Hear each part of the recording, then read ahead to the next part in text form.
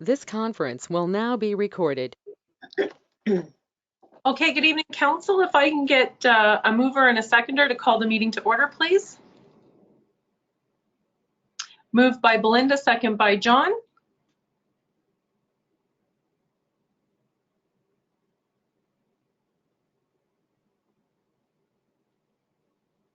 Would you like me to continue reading, Gail, if it's not, the background's not too bad? I don't hear any noise now, so go ahead if you like. Okay. Moved by Councillor Belinda Kistemaker, second by Councillor John Paroff. Be it resolved that we do call this regular meeting of Council to order on Wednesday, September 29th, 2021 at 6 p.m. Those in favor? And that is carried. Okay, moving on to the approval of the agenda. If I can get a mover and a seconder, please. Drago to move it, seconded by Belinda. So moved by Councillor Drago Stefanik, second by Belinda Kistemaker. Be it resolved that Council does hereby approve the agenda as amended. Those in favor? And that is carried.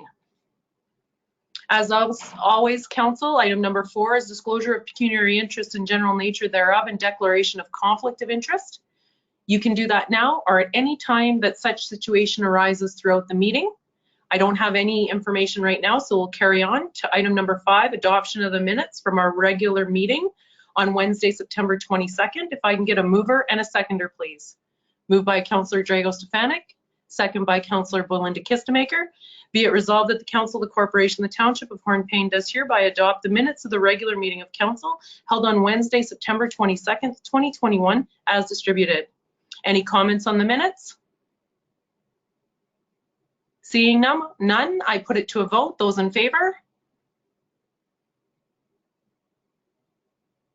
And John, I didn't see either in favor. Are you? And I was not present at the meeting, so I can't vote. Okay, that is carried. Thank you. Moving on to item number 6, business arising from the minutes. I just want to acknowledge that we did pass a land acknowledgement for our community last meeting. And because it was only 6 days past, we will be incorporating that into future meetings so people know. And item number 7, deputations, presentations, tender awards, and open discussions. So we have a really special presentation today that we've been working on for over a year now, actually almost 2 years, is the discussion, open discussion on the draft official plan and draft zoning bylaw. And Sarah Vereault is with us from JL Richards and Associates Limited tonight to do the presentation. So I welcome you, Sarah, to our meeting. Thank you so much for all your hard work. And also, I would like to give a shout out to all our staff as well, because there's a lot of background information that is gathered for these documents, and it has been a cumulative work between everyone. And also a shout out to those community members that got involved, submitted comments, and are online with us tonight. So I'll hand it over to Sarah and Gail to share the screen so we can do this presentation. Thank you. Perfect. Okay, thank you. Thank you, Mayor Fort and members of council, as well as staff too at the Township. It was definitely my pleasure working with the Township of Hornepayne at putting together this official plan document, and I'm happy to be here tonight for the public meeting to present where we are and kind of our next steps to finishing off the project. Just a quick question, can you see my screen? Yes, okay, perfect. Then I will carry on here. I'm just going to make it a little bit bigger. I'm on my laptop screen, so everything is very tiny for me. Okay, so I'm just going to go over a few items tonight with regards to the official plan and zoning bylaw. I'll touch upon the land use planning policy framework, talk about what an official plan and zoning bylaw are, go over the review process that brought us here to tonight and the purpose of the public meeting, and then touch upon next steps. So Ontario has a provincially led planning system We have legislation up top, which is the Planning Act that guides planning decisions and planning processes, and all decisions need to have regard to the Planning Act. Then we have the provincial policy statement and provincial plans, where all municipal decisions related to land use planning need to be consistent with the PPS or provincial policy statement and conform or not conflict with provincial plans.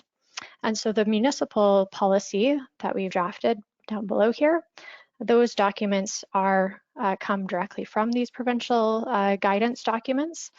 And so we have the official plan for the municipality, and then the zoning bylaw that further implements the official plan.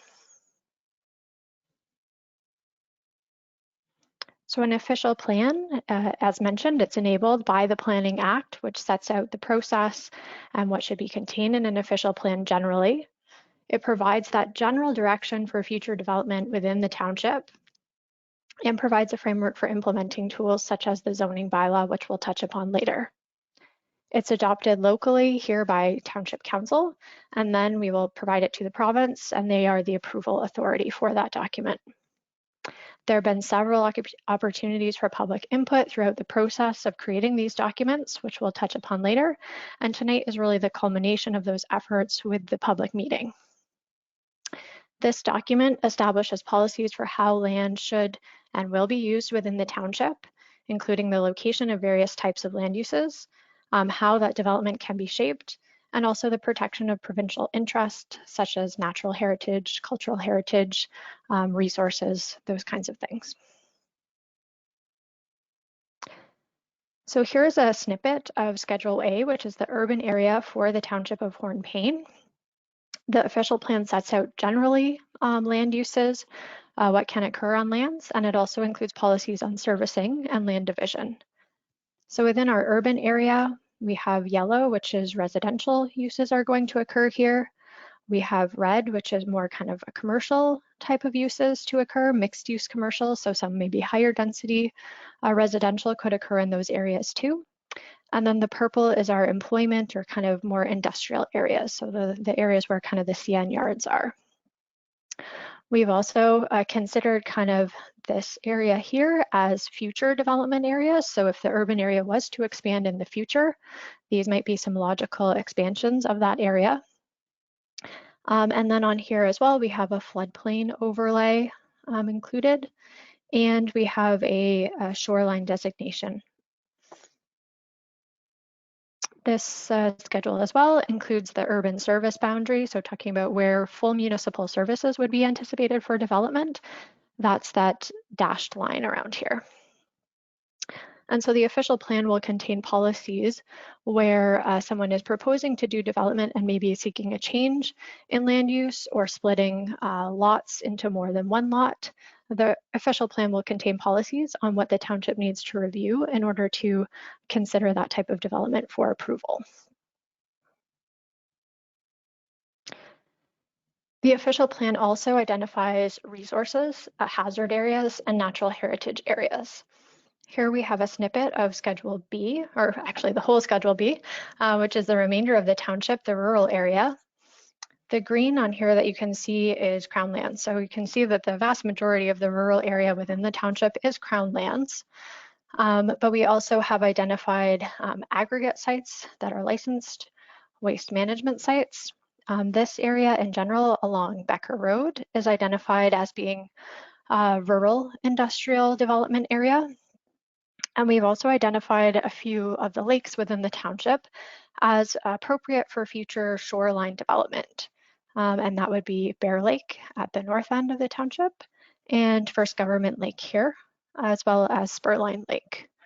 It is acknowledged that these areas are mostly Crown land at present, so there would be a process in order to develop these areas, but it's kind of setting that apart in the official plan and acknowledging that as the first step towards being able to have future development in these areas. As mentioned, there are some natural heritage features that are outlined, aquatic feeding areas, wintering and fish spawning areas, and those are highlighted on this schedule. And if development was proposed in those areas, additional policies would apply. A zoning bylaw, so that's the implementation tool of the official plan. It is a law, so it is an enforceable document. It's also enabled by the Planning Act. It's used to protect public interests by saying specifically what each piece of land can be used for and how those uses are to be located on a piece of property. So it gives members of the public some certainty when making land use decisions about their own properties and understanding what's going to go on their neighbors' properties. It implements the general policies set out in the official plan. Like I mentioned, it is legally enforceable. So when someone applies for a building permit, the chief building official will be looking at the zoning bylaw and saying, is this a permitted use on those lands? Does it meet setbacks and parking requirements and other provisions that are set out for each zone and type of use? So the official plan, general, kind of you can see these are broader brush strokes for our different types of land uses. It's implemented by the zoning bylaw.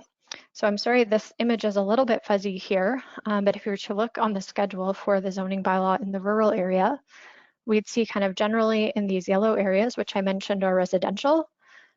That's where our residential zones are here. And we have R1, a low density residential, as well as an R2, which is more of a slightly higher density residential, kind of medium density residential. And then in our red areas are mixed use commercial zones. Then we have a few different commercial zones that are highlighted or implemented then in the zoning bylaw. We have kind of our downtown commercial zone and then our highway commercial zone, where slightly different uses would be permitted in those areas and slightly different provisions would be permitted in those areas.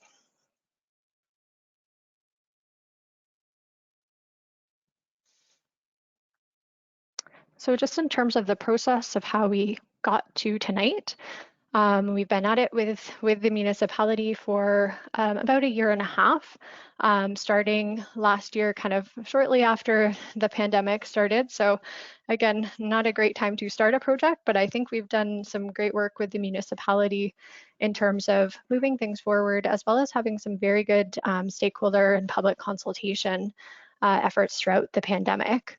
Last year, we had a kickoff meeting early in the year, and then had several public consultation sessions, including a special meeting here at Council.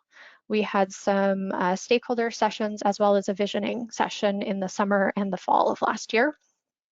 We also had a pre-consultation with the Provincial Approval Authority in the summer of last year.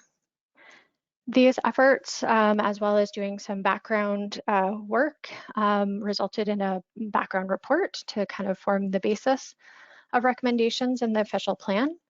And then we were able to proceed with drafting these official plan and zoning bylaw documents, and we had brought those forward to council to talk to them to talk about the documents in the spring of this year. Following that, so the documents were available on the township's website for the public to review and provide comment. We had our public open house 2 weeks ago in the township, so that was very exciting. We had that in person at the Legion. We had what I would definitely consider to be good attendance, especially during the pandemic. We had some good comments, which I'll talk about in a minute. And now we're here tonight, as mentioned, the kind of final step for public consultation to consider these final documents. This kind of goes through the same thing again, and you can see kind of where there have been several points for public participation in the planning process. So the purpose of the public meeting tonight is to give the public an opportunity to make representations in respect of the proposed documents. I am just going to note some of the comments that we've received already. So we did receive a few comments at the open house, which council will have at the end of our memo, which was provided to the township. As well, we've received a couple of comments since then, which I think have been provided as an addendum to the agenda package. So I will just make note of a few of those right now, and then we can kind of get to the public portion. So we did have a request for a site-specific request for additional shipping containers on an agricultural property just as you enter the township on south of Highway 631. So we've recommended a special provision for that property. We did have some comments on floodplain mapping. And I might go back just to the schedule for a second. So this area here that you can see is kind of hatched. This floodplain mapping is the most recent mapping that we have. Unfortunately, it is from 1987. In the 1980s, the provincial ministries did have kind of a program to go out and map floodplain areas. So sometimes in some areas that might be the most recent data that we have, and that is what we have for the township. We had a comment at the open house that there might have been some changes, or there have been some changes, I guess, to forestry management practices and forestry kind of north of the township, which had an impact in the 70s in terms of flooding that would come in on the Jackfish River. As well as some more recent infrastructure improvements to Becker Road and Highway 631 here in terms of the bridge and culvert replacement. So there was kind of the comments indicated that this floodplain mapping might not be the most accurate, that it might in fact be less than the area that we're showing here. However, this is the most recent data that we have to go on, and in looking at kind of protecting areas from a public health and safety perspective, we would recommend keeping it, and that either the township could look at updating the mapping in the future, or individual proponents could do that on a property by property basis, and then that can be amended in the plan itself. There were several comments asking about the zoning bylaw and taxation. So we just noted that this is something that the municipality determines through setting tax rates, and obviously MPAC is the one assessing properties, and it's not necessarily based on zoning. The zoning bylaw will allow for additional permitted uses or different types of uses, so someone may avail themselves to that, and then that may affect their assessment, but the zoning bylaw coming into play strictly in and of itself shouldn't impact that.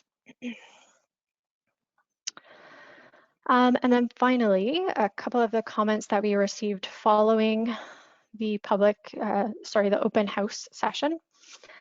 There were some questions about consultation with Indigenous communities as a result of the policies of the plan, and we had recommended that. So there are requirements in the Planning Act for consultation for development within certain areas. I believe it is 1 kilometer, within 1 kilometer of a First Nations reserve. So that's not likely going to be triggered by any development within the township. However, we would recommend that kind of based on existing relationships, that the township may want to consider consulting First Nations and Indigenous communities to find out what types of applications they might want to be consulted on in the future. And then there was finally one last comment about concerns regarding CN pollution and in the area of the CN property and potentially going beyond CN property lines to private and public property. I believe Council does have copies of this submission and all of the written submissions. There was some concern about contaminated sites related to that pollution. So we would just note that the official plan and zoning bylaw documents in and of themselves are not approving any new specific development. We're setting out kind of the rules for how development will be reviewed and kind of what uses are able to go on certain sites in the future. The CN lands are designated employment for industrial uses, and they're zoned industrial as well. So that zoning has already been taken into consideration. We do have policies within the official plan on contaminated sites that note that environmental site assessments would be required for known or potential contaminated sites when reviewing any sort of development approval. And finally, on that matter, I just note too that these final documents, as I mentioned, they will be submitted to the province for approval. And as part of that submission, we will highlight that written comment and ask MCIP to provide us with comment on if there's anything additional that needs to be included as part of this official plan. So those were the public comments that we had received written or kind of verbally at the open house so far. At this point, I'd ask if anyone else kind of attending the meeting has any comments or questions on the draft documents that they would like to submit. Thank you, Sarah, for that. So we do have some people online with us from the community. So there is opportunity now for community members if you'd like to speak or have questions. Sarah, I have a question. Go Could ahead. you please just state your name for the record? Sherry Latofsky. Clarification again about the First Nations. It's within 1 kilometer of the township. Can you just explain that again, please? Sure. So the Planning Act requires notification to be given to First Nations within 1 kilometer of a development proposal. So if someone was to submit a zoning bylaw amendment application for a change in land use or a plan of subdivision which divides up land, or a consent application within 1 kilometer of a First Nations reserve, that's where the Planning Act requires legislatively that notification be given to a First Nations community. So with that being stated, did we have to list all the ones from Constance Lake, Chapleau? None of these except for the Hornepayne First Nation is within 1. Well, it's not even a reserve, but we still had to list all the surrounding First Nations. I'm sorry. So just in response to that, we had, I believe at the beginning of the plan, we had acknowledged just kind of the location of the township and located in Treaty 9, as well as the traditional territory of a number of First Nations. So it's more of kind of an acknowledgement that our current land use planning practices and municipalities themselves are coming after First Nations and Indigenous communities that were here on the lands in Canada first, and that they might have interests in land development going on in what we've now marked out as the municipality or the township of Hornepayne. We would kind of, as I mentioned, just maybe encourage, and I know that the township has relationships and working relationships with a number of the First Nations communities. So just kind of encouraging that to continue as a matter of working together and working towards kind of the best overall outcomes for everyone using these lands. Thank you. Thank you, Sherry. Is there any other further questions from the public? I have one, Bonnie. Go ahead, Bonnie. Can you state your... Bonnie Moylan.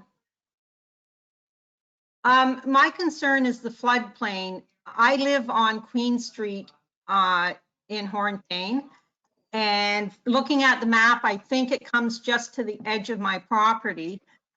When I went on the township site to the document for the zoning, there's something wrong with from 16 down. 16.0 is the RR zone, and it's supposed to be the hazardous zone. The hazardous is missing altogether. So I couldn't read how it's going to affect us.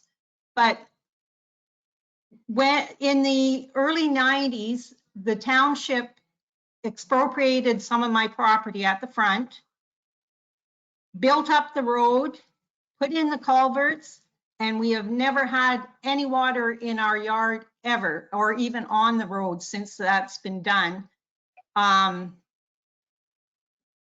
Before that, when we built our house in 1981, every year we would have flooding all around our house. Sometimes it was bad enough that it went right around the house and we had to come in through the back. We couldn't even access the front of our house. But once those culverts were put in, the road was built up. We have never had any water in our yard whatsoever. So being considered, us considered as a floodplain, that's gonna devalue our house. It's gonna stop us from any additions, or I have an empty lot that I would never be able to sell as for somebody to build a home on. Is this what's happening with the flood zone? Yes, so thank you for those questions and comments, Bonnie. It sounds like it's kind of similar to the comments that we had at the open house. I'm just going, so I apologize for that in the draft document. I believe it is updated, fixed in the document that council has before them tonight regarding the floodplain. So it is just an overlay. It's not a zone itself, which means that so we have kind of that underlying zone, which provides, I think you mentioned RR or R1. So those would allow for residential uses and set out the various provisions of the zone. And then the floodplain is an overlay kind of on top of that, which means it's additional considerations that we need to look at with respect to the development of those lands. This is just a little bit different than if we just said we have a floodplain zone, and then that would set out specifically the permitted uses and provisions in that zone. So just a note there. So we have included the floodplain hazard as an overlay, and that's in the general provisions of the zoning document at section 3.5. And so in those areas where we have the floodplain overlay, existing buildings and structures obviously are permitted, and there are some regulations with respect to renovations or additions in that bedrooms or dwelling units would not be permitted below the floodplain elevation, and new buildings or structures would not be permitted unless they were used for flood or erosion control, or providing access in those areas. So right now, as it stands in that floodplain overlay, yes, you would be limited in terms of what you can do for a new building or structure or renovations involving bedrooms. As I mentioned, and I can certainly appreciate your concern about, there have been changes to infrastructure or improvements to infrastructure which have changed the floodplain. The issue that we have kind of from a position of from the township of being able to review development proposals in that area is that we don't have the updated mapping. The mapping that we have is from 1989, as I mentioned, when a study was done. And so we really need to either kind of use that as a conservative or kind of precautionary approach to say this is the best information that we have at this time, and acknowledging that to say that either the township or proponents in the future can update the mapping to be able to advise us that they are out of the floodplain or that certain areas of the township are out of the floodplain. Okay, so you're saying that myself would have to get that done?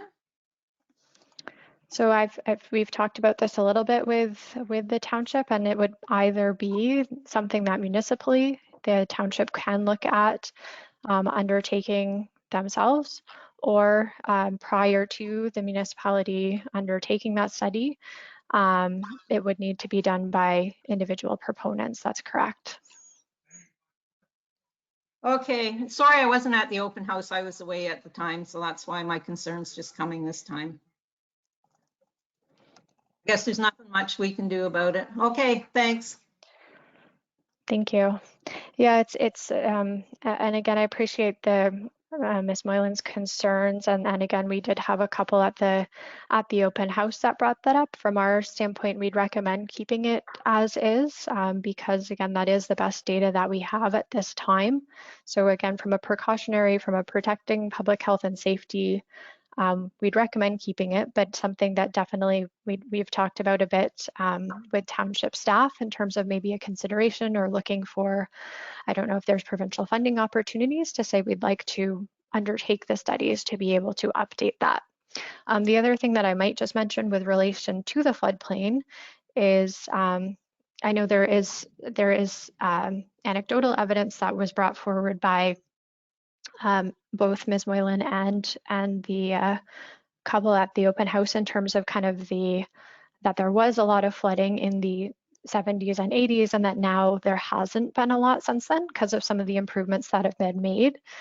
We would just note too that when a floodplain study would be done at some time in the future, that study would need to take into consideration the potential for increased impacts based on climate change. With climate change, we need to consider kind of that these larger storm events or more frequent storm events that used to only occur every so often are now occurring more frequently. So even though kind of anecdotally we haven't seen much flooding in the recent past, that's not to say that with considerations for climate change that some of these areas might still be impacted, but certainly recommend some sort of a study to verify that.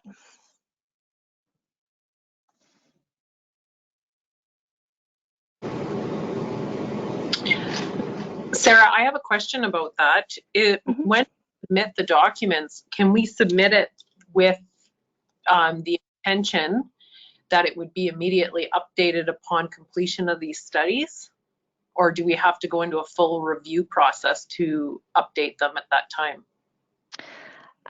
Thank you for that question. So no, the way we drafted that section of the official plan, we note that should the township or individual proponents undertake a study and have revised mapping, that the revised floodplain mapping will be used without the need to formally amend the plan. So you don't need to go through a formal process to use the new information.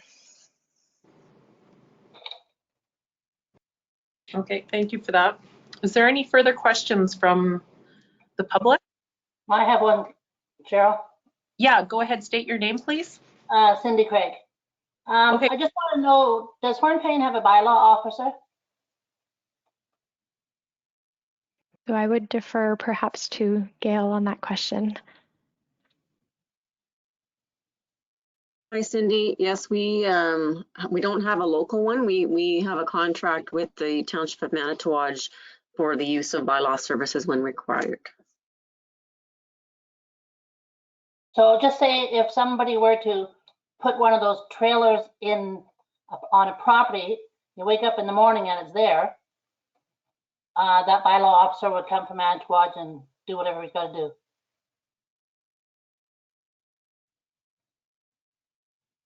do. He'll come if we request his assistance with something.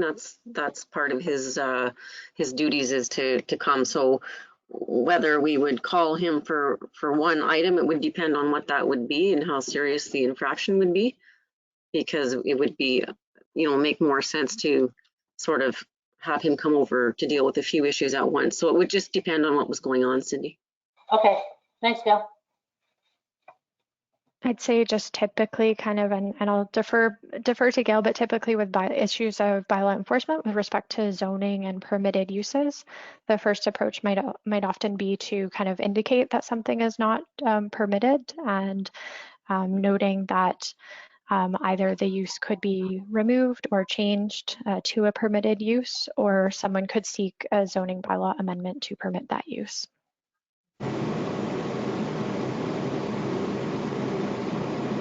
I have one more question if I can. How long would a study take for a floodplain or whatever? Do you have any idea? I don't. It would depend on the if it was just an individual property or if it was the entire township. That would certainly be, or sorry, well, probably just the urban area. Those would be two different scales. That's certainly something I can reach out to my colleagues and find out and kind of let you know through Gail or through the township. Okay. I'm just wondering, because an individual is not going to be able to afford to get their own property done. And I'm just about at retirement that within a few years, I'm going to be selling my house probably. And now, like, you've just killed it. Like, I'm not going to be able to, I have a big home and I'm going to get next to nothing for it because of this darn floodplain thing. Like, it's very frustrating. Sorry, so I can definitely appreciate your concern and your concern.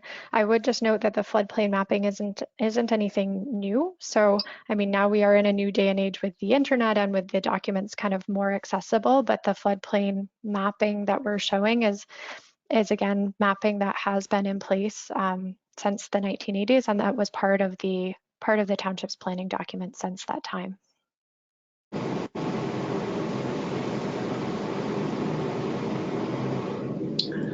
Is there any further questions from the community?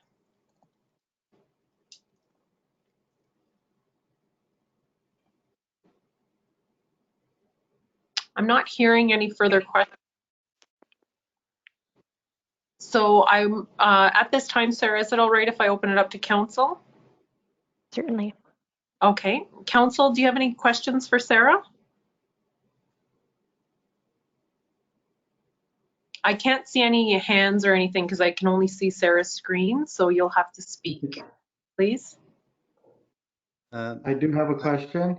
Yes, go ahead, Councillor Paroff. Thank you, Mayor. Can you please revisit the comment on the shipping containers and people's properties, please?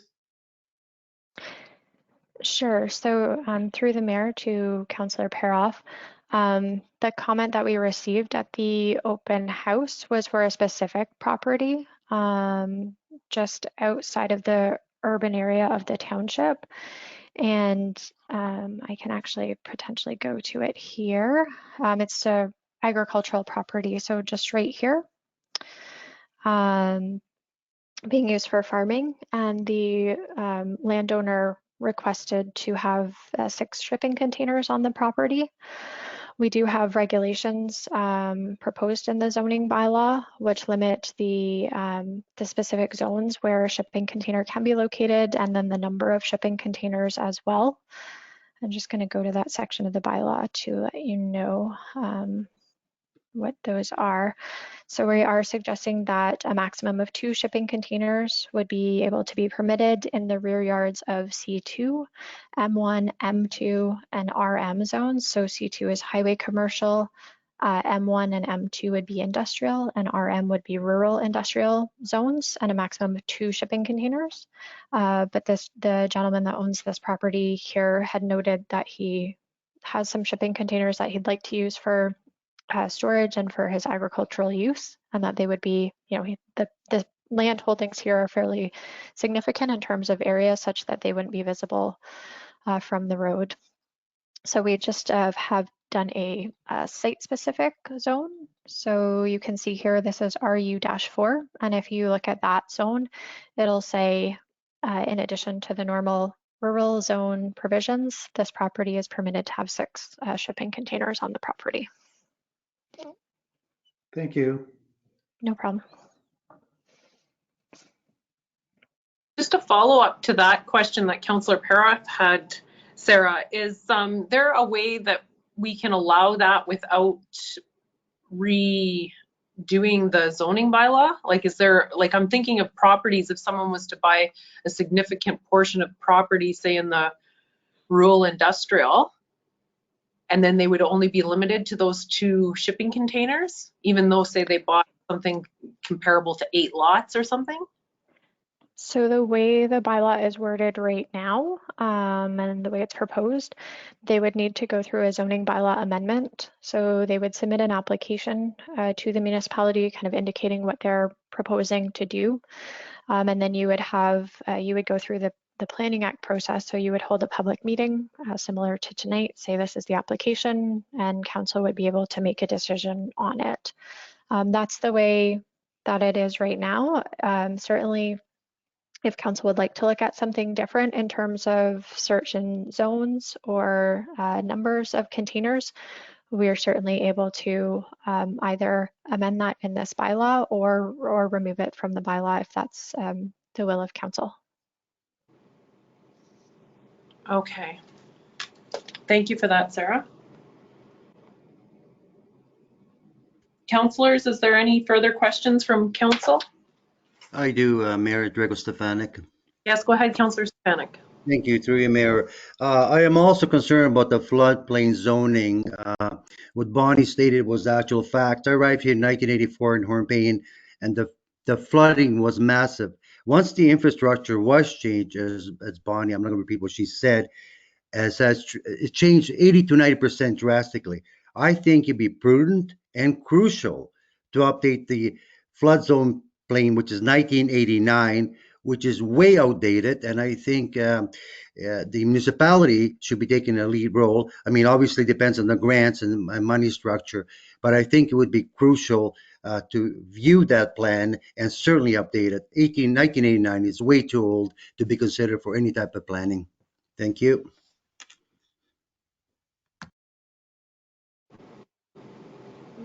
Thank you, Councillor Stefanik. There was no question though, just a comment. There was just a comment, Mayor, because I think it's crucial that we have to look at it as a council. Okay, thank you for that, Councillor Stefanik. Any further questions from council at this time for Sarah?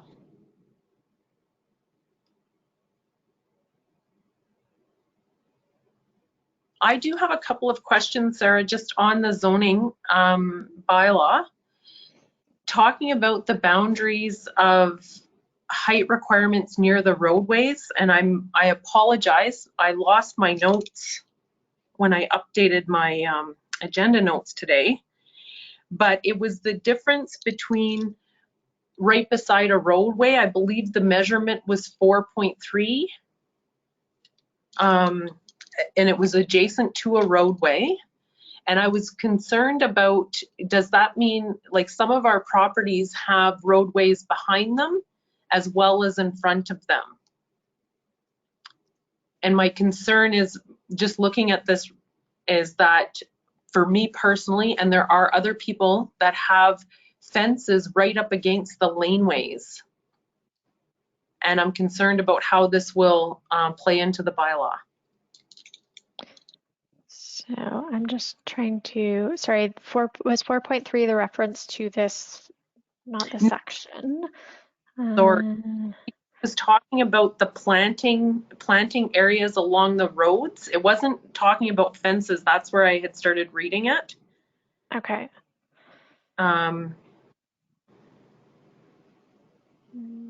Just trying to find that section. Yes, I'm trying to find it as well. And and it's not under fencing. Like I said, it's a planting area along roadways, and it talks about hedges. And then it mentioned fences in there, but it's more about the hedge. And I was concerned if that would fall into the same as lining. My understanding when I was reading it is you can't have a hedge right up against a roadway. Like, obviously it's going to block views, and that there have to be requirements for that height requirement. Yeah, so there is, so section 3.20 refers to site triangles, but a site triangle specifically is where you have a road intersecting with another road, or a laneway, I believe, as well would be included in that. I would need to go back to the definitions for that. But so that's where we have an intersection and people are making turning movements. So we do want to restrict height just within that site triangle, which is at the intersections of roadways. And that has a fence, tree, hedge, bush, or other vegetation. the top of which exceeds 1 meter or 3.3 feet in height. So that would be prohibited within a site triangle. I am just looking for anywhere else where it says hedge. We Yes, do require 3.3. I remember the 3.3 being the height. yes. So we are saying as well, I'm just going, so under landscaping, there is requirements for landscaping, but that's for lots within a commercial or industrial, where a lot is used for a commercial or industrial purpose. Then we have some requirements for landscaping strips along streets or fences, hedgerows, or landscaping. And then again, in that one, we say provided that no fence or hedgerow shall be required or permitted to a height in excess of 3 feet or 3.3 feet, closer to a street line than the required yard depth. So that would only be for our commercial and industrial zones where that fence or hedgerow would need to be the same distance away as the building setback in that area. Okay, that's what I was talking about, that you quote, it sounded exactly familiar what I was reading. Where are you in the plan where you're reading? 3.9 landscaping, and I think I can toggle to this screen, but I can't quite figure it out. It keeps highlighting on me in the go-to meeting. Okay, 3.9. Yes, Yeah, that's where I was reading. Thank you for that, for it. Because my concern is, like, we have mixed use residential commercial.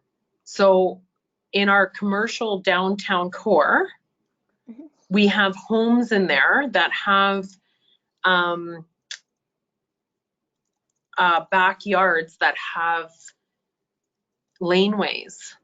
And so as long as, if I'm understanding you correctly, if the back laneway, it's right across the entire backyard, that's fine, because there is a property owner that has a fence like that. There is a property that's right butted up to the laneway. And then there's another one that has, like mine is a garage with a fence, and then there's a whole fence to the corner, and they're right along the edge, like they're not set back. They're not set back from the laneway. Okay.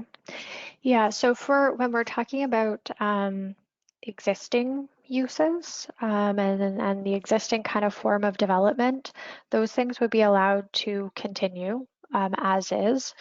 Where these provisions of the zoning bylaw are going to come into play is when we're considering new development. So someone is coming forward with a building permit application, and that's when we'll look at implementing these policies or these regulations, the bylaw, or if someone is looking at kind of changing a use or doing something different on the lot, that would trigger then these policies. But existing situations would be allowed to continue. Okay, and then a further follow-up question to that would be, in existing uses, what if it's maintenance and say in 15 years someone replaces this fence that's been there, or this garage that's right in that area? Is that allowable in the bylaw? Yes, so there is a section under the general provisions. I'm just going to go to that section just a second, called non-complying building structures or lots, which is 3.12, and then non-conforming buildings and structures. So we're in a situation right now, obviously this is the first zoning bylaw for the township. So anything that's existing right now that is either didn't need a building permit and is existing, or did need a building permit and went through that process to acquire the proper permits and is existing. Those things would be called legal non-conforming. If the use is not permitted in our proposed zoning bylaw, that's called non-conforming. And if the location of something or the height of something, the setback, if those things don't match up with our proposed zoning bylaw, that's called non-complying. So again, anything that either is in existence now, and if it didn't need a permit, didn't get one, or if it did need a permit, has one, those would be called legal, non-conforming and non-complying uses. And we do have sections in the bylaw that allow for, so we have, for example, the non-complying one, we have permissions to rebuild, repair, and strengthen existing non-conforming uses to a safe condition. And then we also have for non-complying, I believe those same provisions to allow for enlargement, reconstruction, renovation, repair of an existing non-complying structure, such that it doesn't further any non-compliance. So if someone is already in a certain setback, as long as the enlargement doesn't make that, doesn't further that reduction to the setback, that's okay. It can enlarge it in a different location or a different setback. So we do have provisions in there to allow for the reconstruction and renovation of these existing structures. Okay, thank you for that, Sarah. Thank you for the clarification, because I know, like, although we had an official plan, we never had the zoning bylaw to implement that official plan. So this is very new for us in Hornepayne. And I know there's a lot of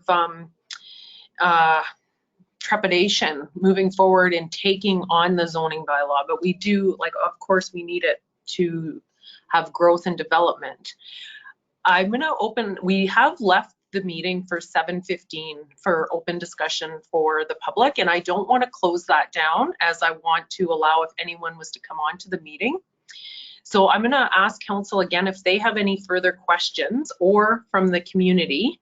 I do have a couple more to fill the time if there's nothing more from the floor or from council.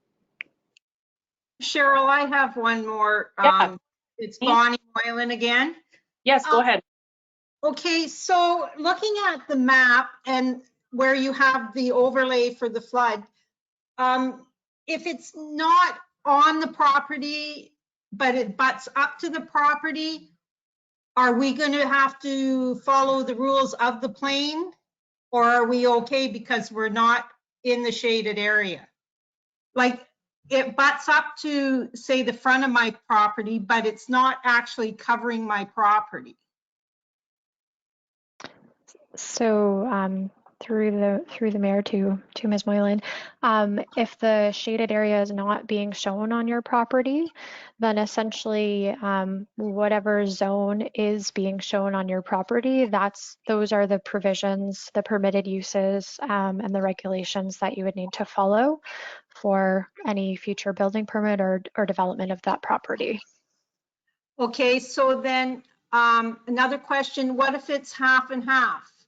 So if it's half and half, can we build on the half that's not on the floodplain, or do recommendations and stuff, or sorry, renovations and stuff on the part that's not shaded, but just not on the part that's shaded? Yeah, so I think it would kind of depend on the property, because I'm looking at that zoning bylaw map right now. I'm actually right on the corner where you have Queen Street, where you have the wording. So it's hard for me to see, like I'm the second and third properties in, and it looks like it just butts up to my property, but. Okay, just a second here. Just for everyone, so that people can follow along, which page are you on, Bonnie? I might just try and switch my screen share too, so I can bring it up here, if that's okay.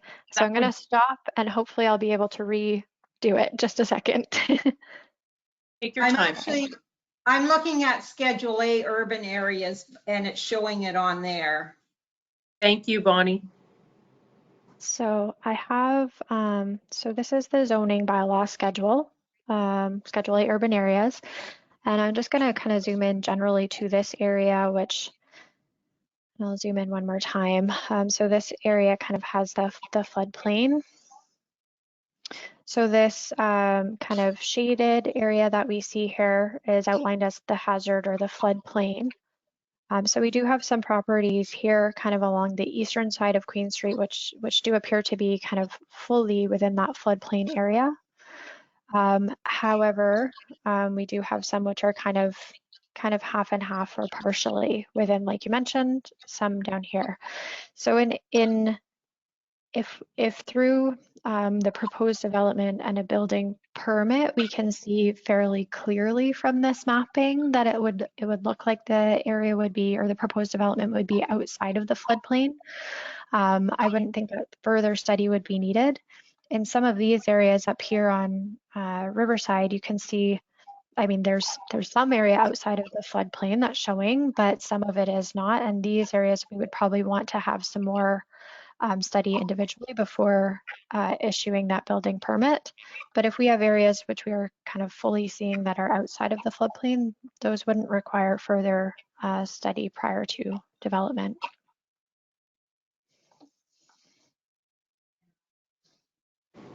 But I believe, as we've kind of talked about throughout the meeting tonight, that it is recommended that this mapping be updated just in consideration of not only the improvements to infrastructure within the municipality, but as well as considerations given to climate change. Thank you. Thank you for your question, Bonnie. And Sarah, just to follow up on that with the recommendations, when you say further mapping recommendations, that to deal with climate change as well, you're talking about the mapping for the flooding area, or are there other further recommendations that you were mentioning? No, it's just for the flooding, but that type of study would take into account those the 1 in 100 year storm, and those types of studies are already thinking about kind of the greater frequency of those storms. Right, and we have that listed in our official plan under climate change. That is correct, yes. So there wouldn't be any further documentation that we would need to submit into the plan pushing council towards getting a flood study done then, or the flood mapping done. Like, it's already written within the plan that we need to do this, correct? There is wording recommending that, so under the floodplain sections, we do indicate that it would be either the township or individual proponents to undertake that. We have noted again the currency of this data and kind of, suggested generally that this should be updated.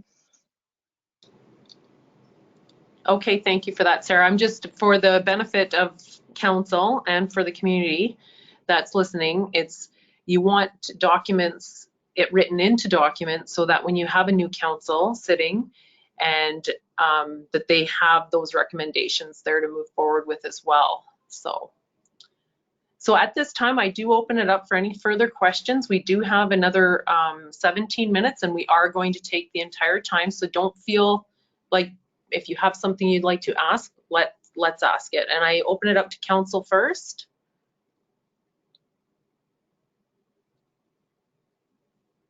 And I open up to the floor for the public. Is there any further questions?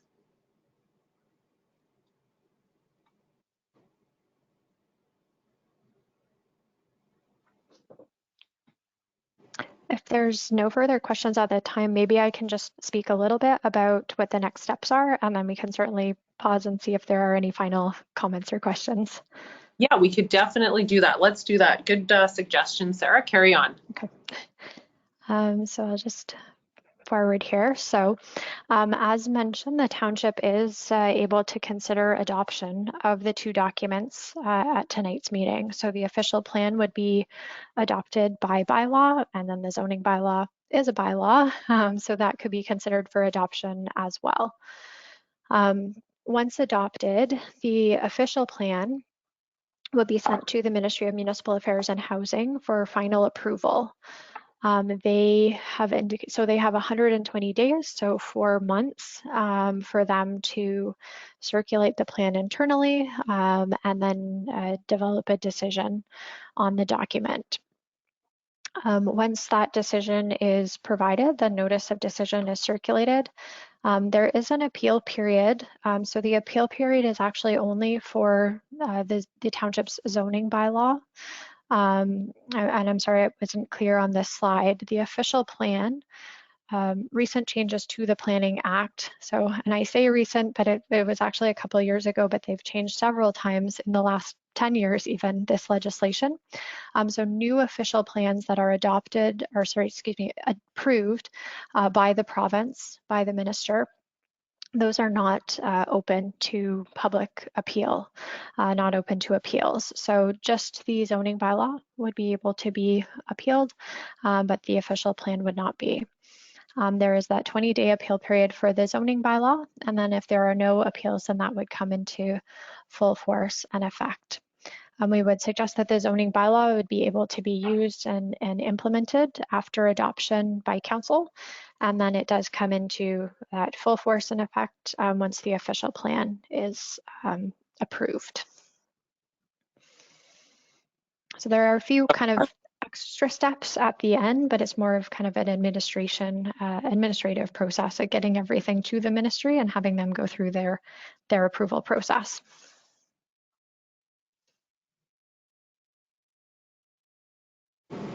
And then I believe that is everything. So. Okay, thank you for that, Sarah. I do have a question about the appeal period.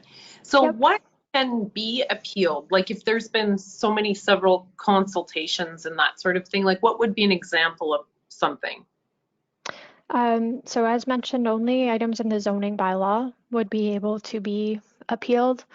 And for someone to have appeal rights, so the Planning Act sets out who can appeal a Planning Act decision.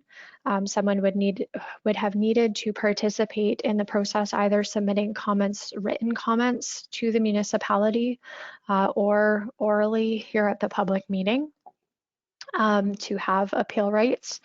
And then they could appeal on any number of things.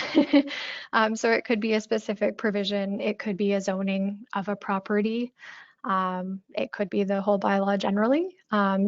Typically you'd want something narrow to be able to actually say, kind of formulate an opinion on that appeal though.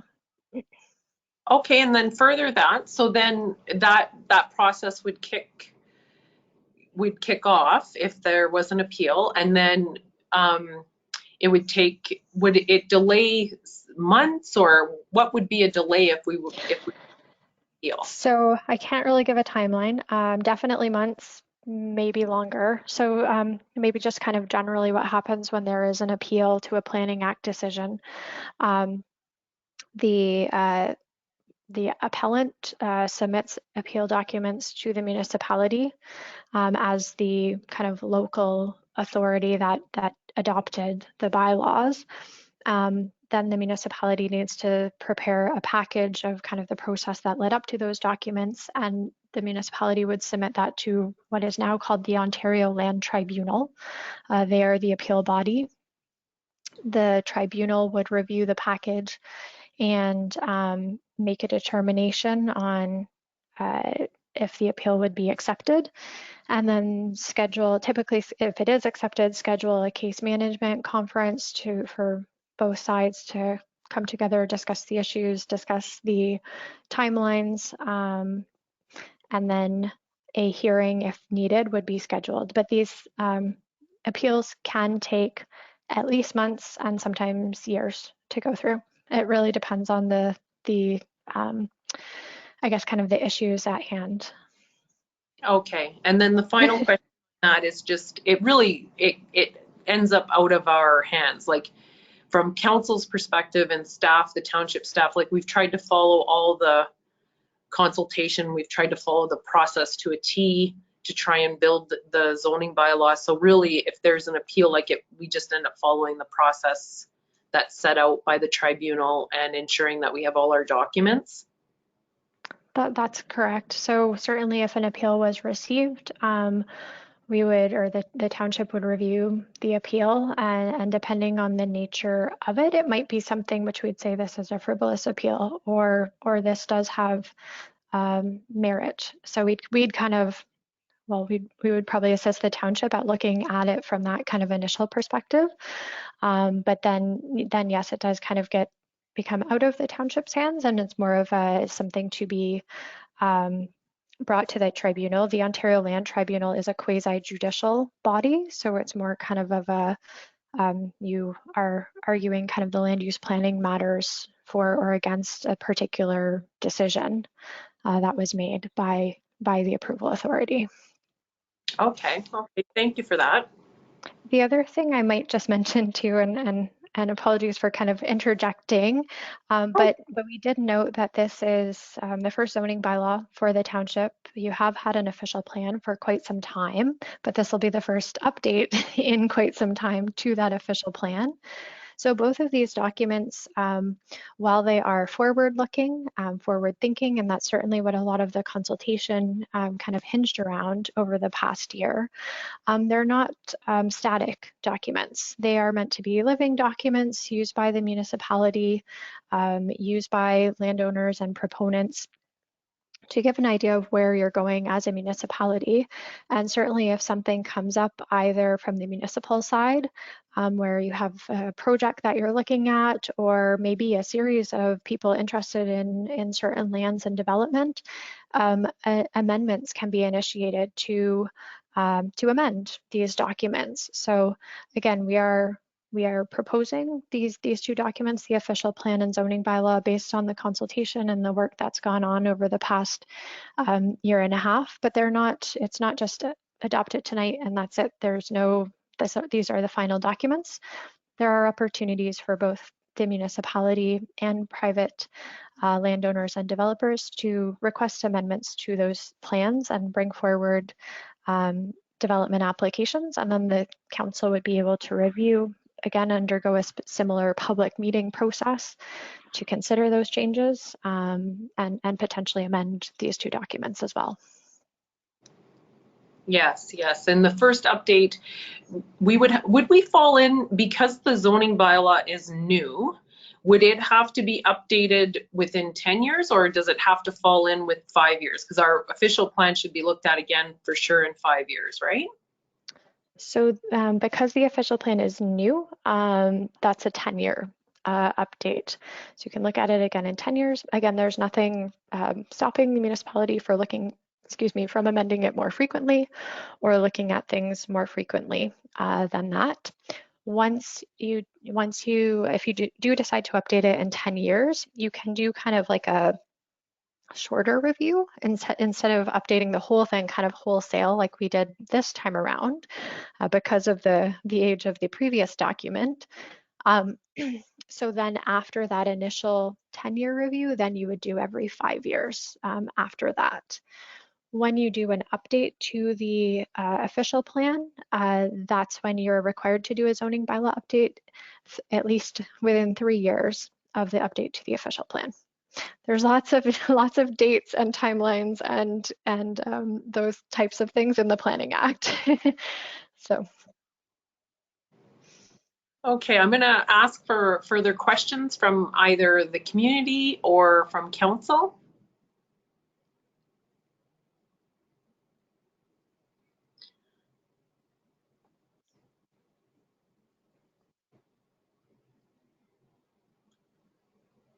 And just to, while people are possibly thinking of another question, Sarah, this allows us now, once these are approved, then we can start working on our community improvement plan, correct? That is correct, yeah. Yeah, so the community improvement plan, there are policies within the official plan that allow for that type of document. And the community improvement plan is a great tool for municipalities. It can reflect public sector initiatives for community improvements, as well as allow the municipality to assist the private sector with development initiatives. So there can be incentives, grants, that type of thing from the municipality to private sector development if desired, and you would need to do, so normally that's not permitted, but the Planning Act and Municipal Act allow for that type of those types of initiatives to occur once a municipality has a community improvement plan in place. Thank you for that, Sarah. And I'm wondering if there's any further items that you would like to highlight before we close the presentation portion down. I don't think so. I think we've been on for a while here, but maybe just to conclude, I think again there has been a lot of great consultation with the community. I'm thinking back to some of the visioning sessions that we had last year, and thinking about trying to work the input that we received from the community into these documents. And I hope that they reflect what the township would like to see in the years to come, and certainly that they provide tools for the municipality to guide land use planning decisions and guide future development of the township of Hornepayne.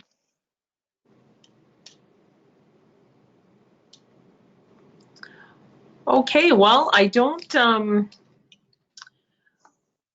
okay, I see all council now again. Thank you for not sharing your screen. That's great. Gail, go ahead. I would just like to say to Sarah that it's been a great pleasure working with you. I'm sure whether these documents move forward tonight or not, I know that we will be in touch with you and using you as a resource and perhaps working with you in the future. But I would really like to thank you for your patience with us and for all the things that you've taught us, and you've been great to work with. Thank you. It's always a pleasure kind of educating about planning, and again with some of these new documents, I understand it's something new, or even updating documents that have been there for a long time. It's always really fun to be able to kind of share that learning experience and to get to know a new community. I had a great pleasure coming to the community a couple of weeks ago, so thank you as well. It was a pleasure. Go ahead, Councillor Stefanik. Yeah, through Mayor. Excellent presentation, Sarah. It was not only informative, but you made it enjoyable, and superb presentation. Thank you. Thank you. Well, you're definitely getting cheers all the way around. I think we're all excited to see these documents come to this point. And I know it's been a lot of work, and I know as we implement, it'll be even further work and probably some frustration. I see Gail nodding her head. And it's, yeah, so but it is a new area into where Hornepayne needs to go. We definitely need the zoning bylaw in place, and we definitely need that community improvement plan, especially to go after further dollars to bring into our community.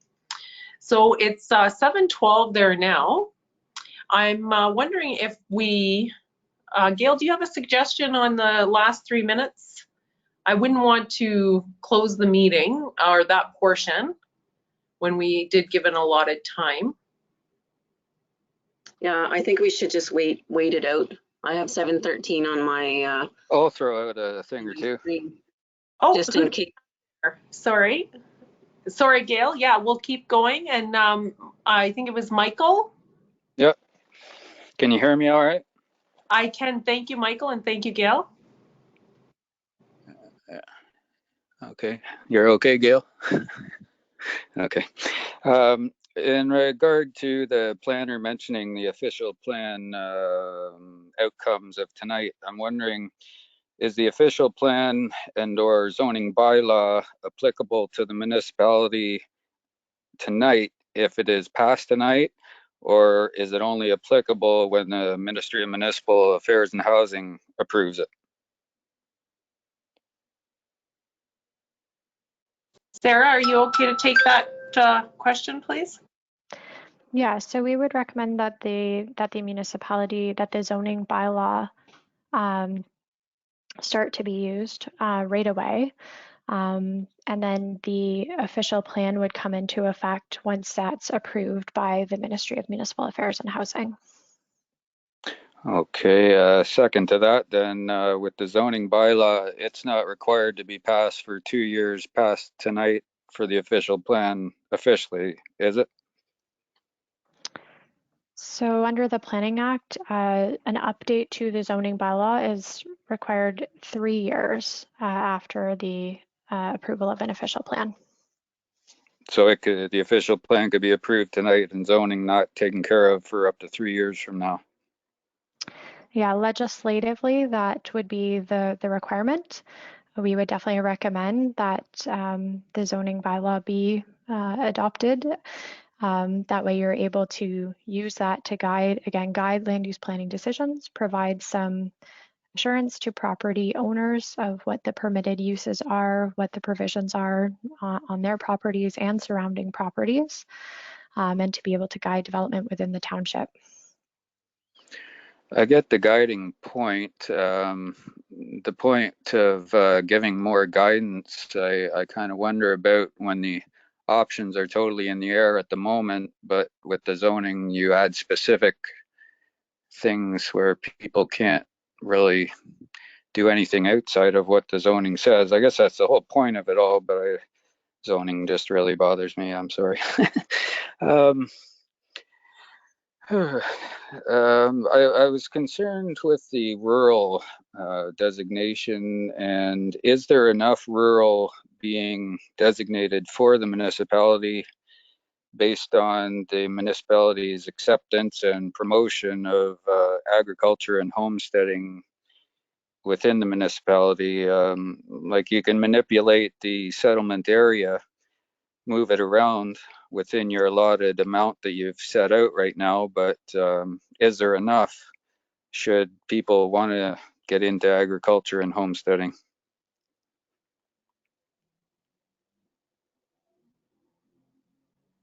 So there, are you referring to the urban area of the township? Because certainly the vast majority of the township within the municipal boundaries is designated and zoned rural. Again, noting that the vast majority of the township is also crown lands, but we do have some portions, and I'd say fairly significant portions of the area kind of close to the urban area are also zoned rural as well and would permit those types of uses. Yeah, I was just getting at the actual boundary of the settlement land. If there was enough lands in there to manipulate and move around, should that be wanted. But that's, you essentially said that's correct. So. And the other thing I would just note is that, again, as we noted, this isn't a stagnant document. So sometimes it is where zoning is very site specific. And like you said, those specific permitted uses are in a box and those specific provisions are kind of how things are supposed to be laid out. But if something is being proposed that might be outside of the box or slightly different from the permitted uses or provisions that are outlined for a particular property, then any property owner is able to come to the municipality and say, here's what I'm proposing to do. Here's why it makes sense, how it aligns with the official plan, which is the more general document, and seek that permission. And if there wasn't available land based on what they wanted to do, it would cause a comprehensive review. Or this a comprehensive review, is it equal to an amendment?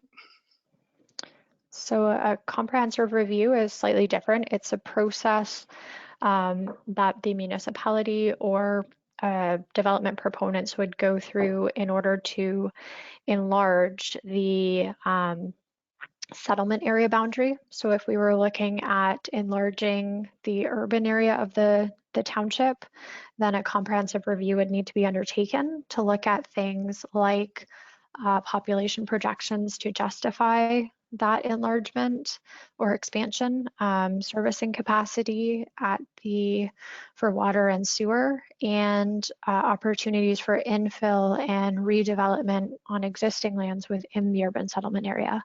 So that's typically what the comprehensive review is for. It's for enlarging our urban settlement area boundary. And with that, though, I guess at the end of that, that's where you'd apply for the official plan amendment. That's correct. It's like a piece of the amendment. That's correct. Yep. Okay. I had a note just that just a comment to council about lands are appropriately serviced in regard to water, wastewater. I'm sure council wants development to happen through direct connection to water and wastewater, but I just wanted to note that if you allowed rural, or if you're a proponent of rural, it would be population increase, business and provincial federal taxes, and there are opportunities for implementing fees that would increase township coffers as well through business licensing, parking, and septic creation, the construction of it, and the monitoring now that there's certified septic field evaluations that have to be done. So even though it's not connected directly to the water, wastewater, there still would be benefits to the community if rural was promoted. I just would like to jump in there, Michael, just for clarification of the official plan zoning bylaw. My understanding that if there are purchases made of property outside of the urban settlement and away from the existing water and wastewater infrastructure, that there is allowable policies already in place for wells and septic systems, is there not? Yeah, it is allowed. I'm just saying to, if you, I don't know, just to say that it's a good thing too as well, even though I could see that the community would want to lower the cost for wastewater and water, right, the way it is. Okay, I just sometimes in open meetings, Michael, I just don't want to have any miscommunication out there to the public, especially those homeowners that have their own septic and well systems, that we are hindering further than what it already is. The law is already in place. Yeah, sorry if I seem to be misleading myself. Thank you. No, that's all right. Thank you for the questions. Do you have any further questions, Michael? Well, yeah, it's mostly comments, but I think I do have one or two more coming down here. Oh. There is tiny homes are approved, but I thought it might be worth saying. I heard that tiny homes on wheels are not being considered, and I thought they should be considered as a permanentable residence, especially with the granny homes and stuff. But with appropriate insulation, hookups to water, wastewater, of course. The wheels, I just don't understand how the wheels make all that much of a difference, but I noted you could probably make zoning bylaws based on down payments for water, wastewater, make them fulfill or write full yearly leases to be able to secure municipal financial planning ability, and use a permit system or rules that make them permanent so they can't be moved, or make rules as to how they can be moved if you didn't want people moving them all around, especially at night, somebody moving them in like it's a RV or something. Right, correct. Just a note on that, I just want clarification again, that my understanding within our policies existing now, that if there is a home that has built on a flatbed with wheels, that home can be structured on a foundation within our community and left there permanently. Is that not what we have currently in place? I don't believe that's what I was told, no. I'm not sure. So we do have under the definitions in the zoning bylaw, we have, it's under the definition for dwelling. So we have several different types of dwellings there. And we do have, so we have mobile home as a dwelling that is designed to be mobile and constructed as per the Ontario Building Code to provide a permanent residence for one or more persons. But those are constructed to a specific standard, a mobile home. And then we do have a tiny home, which is a small private and self-contained dwelling unit between 17.5 square meters and 37 square meters.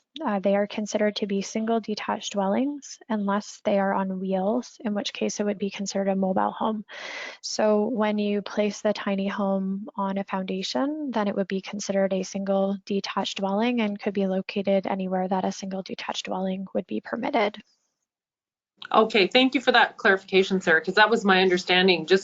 We had, just for the community's sake, that we researched and looked at some tiny homes, and when they're delivered to the community, usually they are delivered on wheels, but then they are put on a foundational structure and become a detached residence. And that is, did I say that correctly again, Sarah? Am I interpreting it? That's correct. Yeah, when they're placed on a foundation, they're considered a single detached dwelling. Okay. Even with a chassis? Sorry, what was that? If I it missed. is on a foundation, then it would be considered a single detached dwelling. Even though it includes a chassis? Axles and wheels. I was told you Yeah. could only do a tiny home if it doesn't have the wheels on it. I did call I called MPAC about it, and they said as long as the structure is left in one spot for an extended period, it can be considered a structure and taxable under the Assessment Act. So would the wheels still be in place if it's placed on a foundation? Well, the concern wasn't that, it was that it even had a chassis to begin with. If it didn't have a chassis, it was considered a tiny home, an official primary structure. But if it had a chassis, then it had to be a mobile home, is what I was under the impression. So I would say when it's on the foundation, then we're considering it a dwelling. If it's on wheels, then we're considering it a mobile home. But if you're saying if you take the wheels off and put it on a foundation, you're okay too as a primary. That's correct. Oh, great. I had for wastewater in the sense of a home that may not be connected to sewer. How feasible would it be at the wastewater treatment plant to have a self-service vacuum pump collection machine like they have at a Fly-in J Center, and charge accordingly based on however you can come up with the charge for it, whether it's per vacuum or whatnot?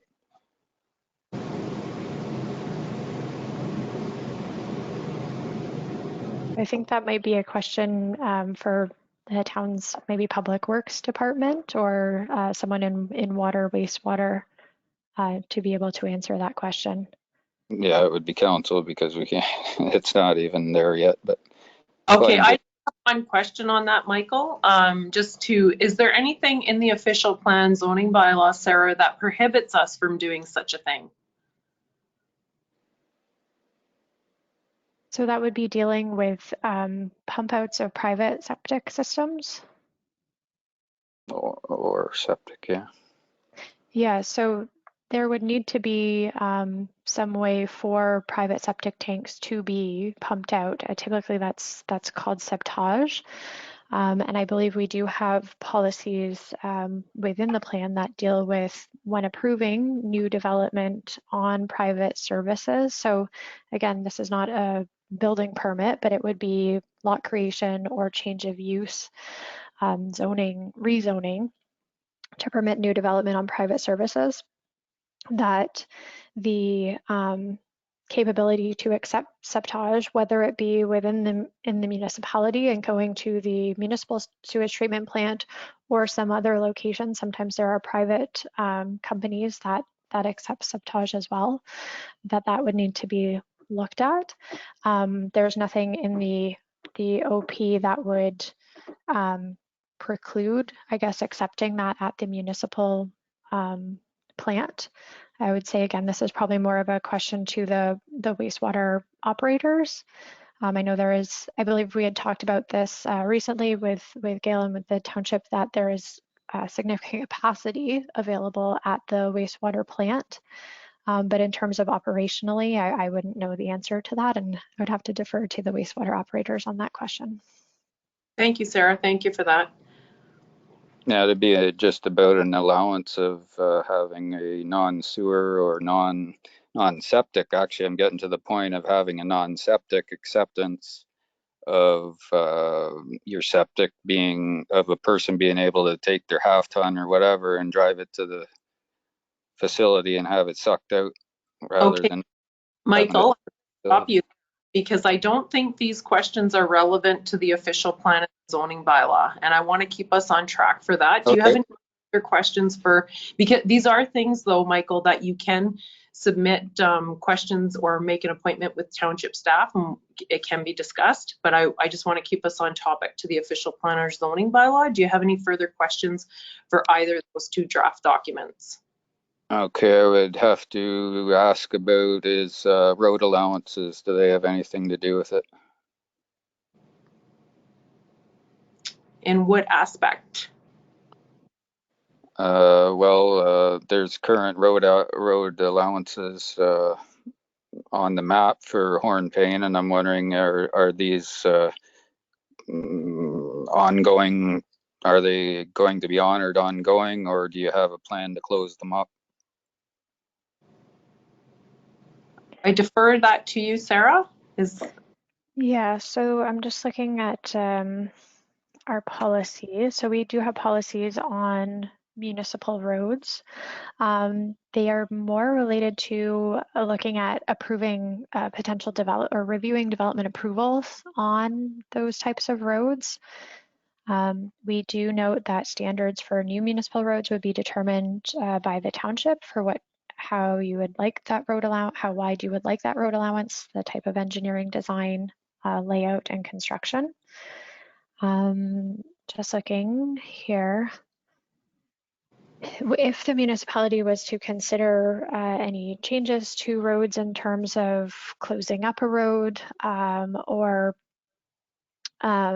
closing a road, the municipality is required by the Municipal Act to go through a process to be able to do that.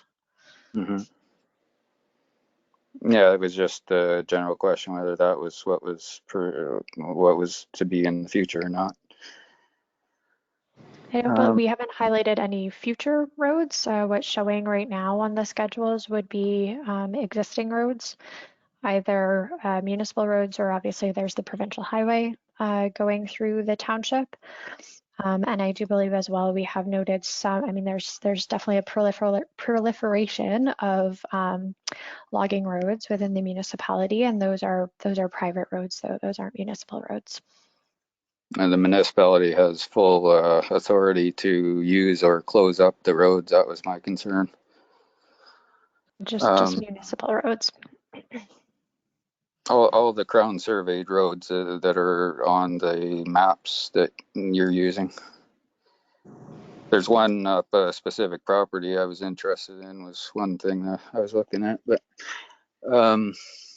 and I seen there's a last thing here, the screening and buffering makes the most sense to keep everyone content. It was about C-cans and garages for residential uses. I think that's the best way to go about that. Not worry about how many you have or whatnot, just screen them, and as long as you can screen them and buffer them, it shouldn't be anybody's business what's going on there, unless there's of course a detriment to the environment or something, people are doing garage stuff or whatnot. And I'll end my questions there. Thank you very much. So just for clarification with respect to that, so there are general provisions within the zoning bylaw for accessory uses. Those set out kind of generally. So you have your main use, say on a residential lot, you would have your main use, which is the dwelling. And then accessory uses might be anything accessory or secondary to your dwelling, such as a garage or a shed or a pool, things of that nature are accessory. So we have a suite of provisions that pertain to those. Typically accessory uses can be closer to a lot line than your primary use because it's typically smaller. So things of that nature.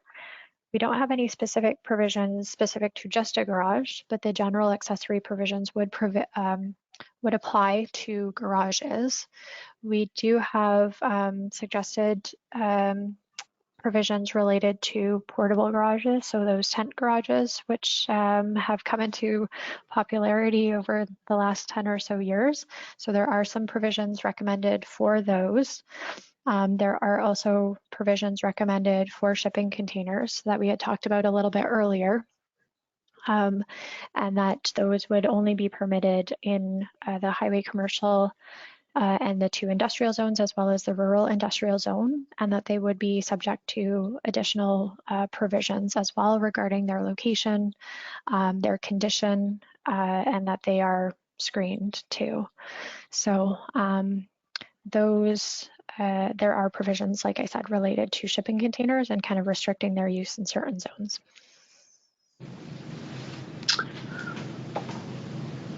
Okay, thank you for that, Sarah, and thank you everyone for all the questions and for the comments. So we're wrapping up the public portion of the meeting of our regular council meeting here. And I don't see any, I just want to check the comments, or sorry, the chat. No, there's no questions in the chat. And yeah, so I thank you, Sarah, for your presentation. I'm going to move our council meeting along now. And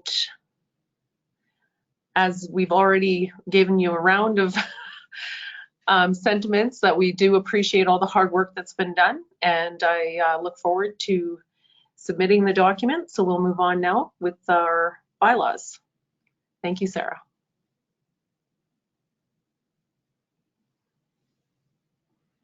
Okay, so now we're moving on to 8 of our agenda, bylaws. So the first one is bylaw number 1874 to adopt the official plan for the corporation of the Township of Hornepayne. If I can get a mover and a seconder, please. Belinda as a mover, Drago Stefanik as a seconder. Moved by Councillor Belinda Kistemaker, seconded by Councillor Drago Stefanik. Be it resolved that bylaw number 1874, being a bylaw to adopt the Township of Hornepayne official plan, be hereby read a first and second time and be considered read a third time and finally passed. And I open the floor up for comments on the bylaw from council.